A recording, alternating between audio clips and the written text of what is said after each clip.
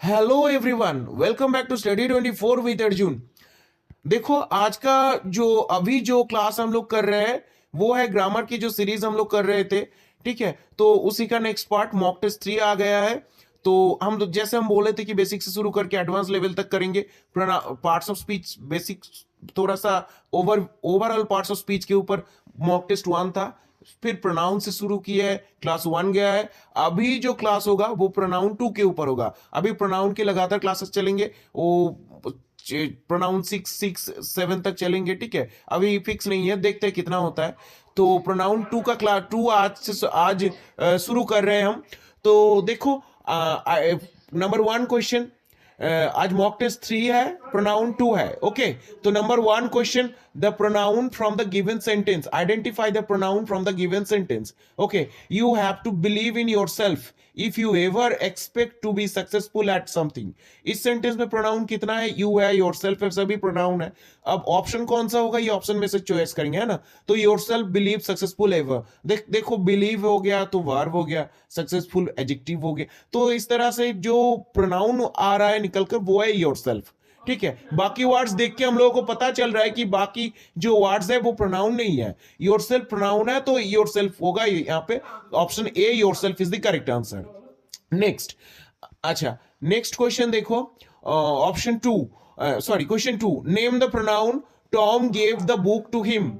Obviously gave book Tom नहीं होगा, तो option D, him is the pronoun here. Him, option D is the right answer here. Okay, next question, replace the underline word with the correct pronoun my passport is in my bag. देखो, underline word कौन सा होगा, वो जो capital में है वही है। ठीक है, replace the underline word with the correct pronoun my passport is in my bag. तो my passport is the noun, तो माई पासपोर्ट के लिए हम लोग क्या यूज करिए, एक चीज है, this is the name of a thing. So इसके अगेंस्ट हम क्या प्रोनाउन यूज करते हैं?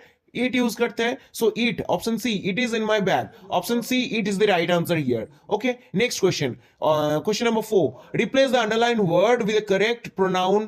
अंडरलाइन वर्ड क्या है? कैपिटल में, Ram and I are the same age. So here Ram and I are the same age, so here the answer will be we both। मतलब देखो, आ ही गया, we is the correct answer। Ram and I हम लोगों के लिए हम यूज करेंगे क्या? we, option B, we is the correct answer here। Next, question number 5, replace the underlined word with the correct pronoun John and Robert had an argument। so John and Robert, वे लोग कौन, क्या होगा? they had an argument। so option C, they is the correct answer। Next 5 हो गया। Next देखो, question number 6। Okay, next question, question 6, replace the underline word with the correct pronoun you. Can you help me? Yes, dash can help you.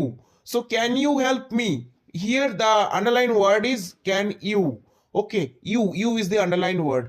Can you help me, so you के against क्या होगा? Yes, I can help you. So replace the underline word with the correct pronoun you के against हम answer में क्या use करेंगे? आई use करेंगे। अगर can you help me, okay, can you help मी, अगर मेरे को कोई पूछे कैन यू हेल्प मी, तो हम क्या आंसर देंगे? Yes, I can help you. So against you I will put I here। okay, so against you we will put I here। yes, I can help you। so option D, I is the correct answer here। next, select the pronoun in the sentence। this is the book the sales clerk, this is the book the sales clerk suggested. Sales clerk मतलब हम लोग अगर कोई shop में जाए book खरीदने, तो वहां पे जो सेल्समैन होता है, सेल्स क्लार्क होता है, वो सजेस्ट किया है कोई एक बुक। ठीक है, तो यहाँ पे प्रोनाउन कौन सा है? Obviously this.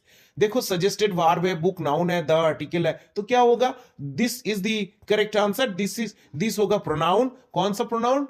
दिस होता है, दिस दैट हम लोग क्या जानते हैं? डेमोन्स्ट्रेटिव प्रोनाउन होता है। ठीक है, next, select the pronoun in the sentence. You and Ashok need to clean up the mess before mom gets home. Okay, so select the pronoun in the sentence. You and Ashok, देखो जो option दिया हुआ है उसमें आप होगा प्रेपोजिशन, बिफोर भी, home होगा नाउन, तो क्या ऑप्शन बचा? You is the correct answer. Option C, you is the correct answer. Next, the pronouns dash as subjects are always used with a plural verb।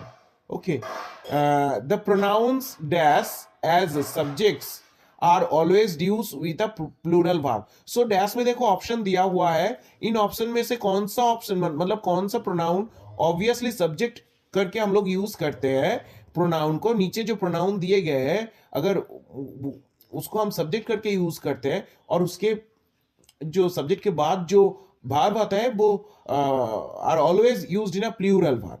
सो क्या होगा, ईच एवरी वन वन, ये तो singular हो गया तो singular verb carry करेगा, तो option सी नहीं होगा। ठीक है, ऑप्शन डी देखो, मोस्ट नॉन सम, सम के अगेंस्ट सम के बाद और मोस्ट के बाद जो यूज करेंगे हम इसके लिए तो हो सकता है प्लूरल, लेकिन नॉन इसके लिए नहीं होगा। तो all, any, many others, option A all भी प्लूरल हो गया, ठीक है ना, मेनी अदर्स भी प्लूरल होगा, लेकिन एनी ये तो प्लूरल नहीं है।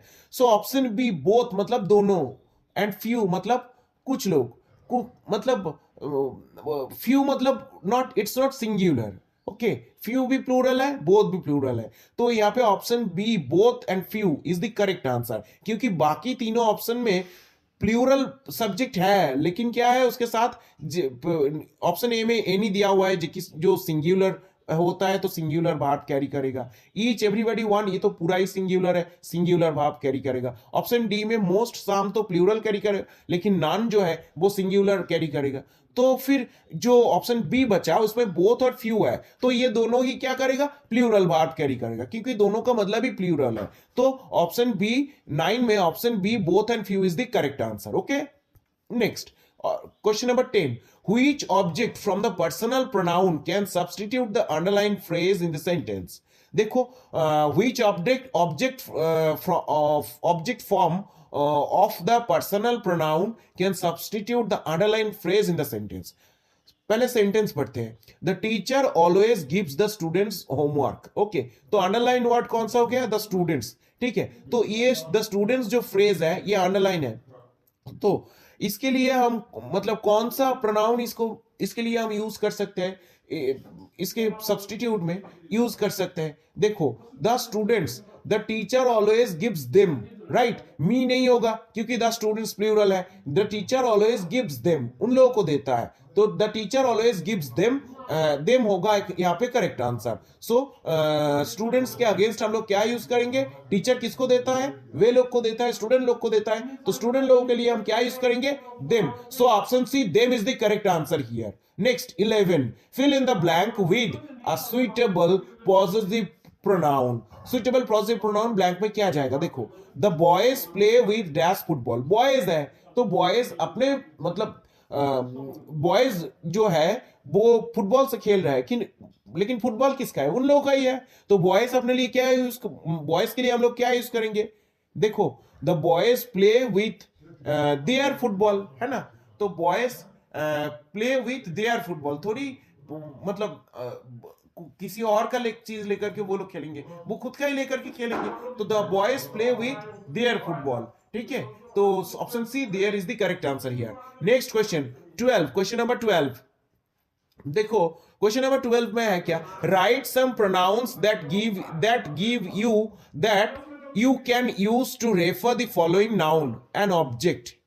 कोई भी जो ऑब्जेक्ट होता है उस ऑब्जेक्ट के लिए हम लोग कौन सा प्रोनाउन यूज करेंगे। ठीक है, राइट सम प्रोनाउंस, सम बोला है, कोई एक नहीं, write some pronouns that you can use to refer the following noun. Following noun क्या है, एन ऑब्जेक्ट।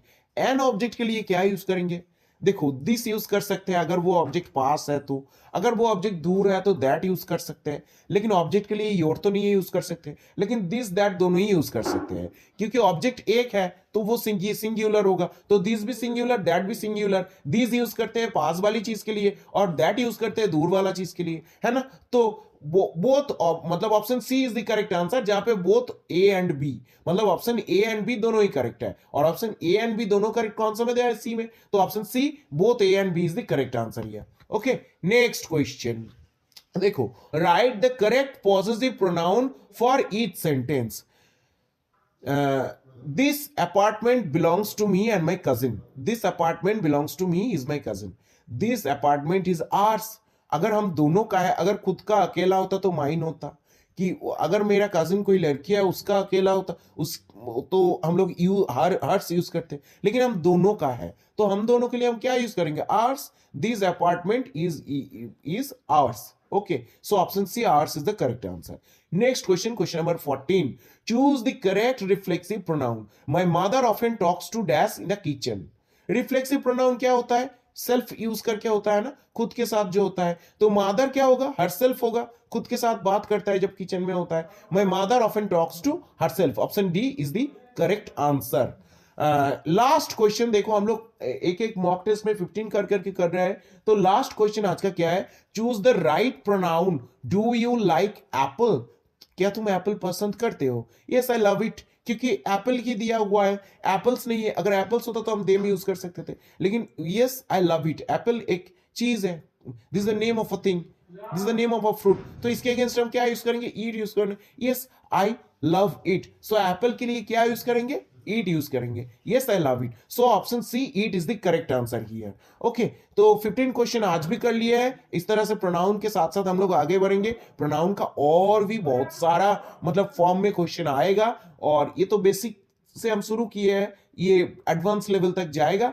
ऐसे कर करके पूरा पार्ट्स ऑफ स्पीच से शुरू करके पूरा ग्रामर इस तरह से हम लोग कवर करेंगे कि कोई भी कॉम्पिटिटिव एग्जाम में आप लोगों का एक भी आंसर आप लोग नहीं कर पाओगे, ऐसा नहीं होगा। ऐसे हमारे साथ प्रैक्टिस करते रहो, ठीक है। Thank you very much.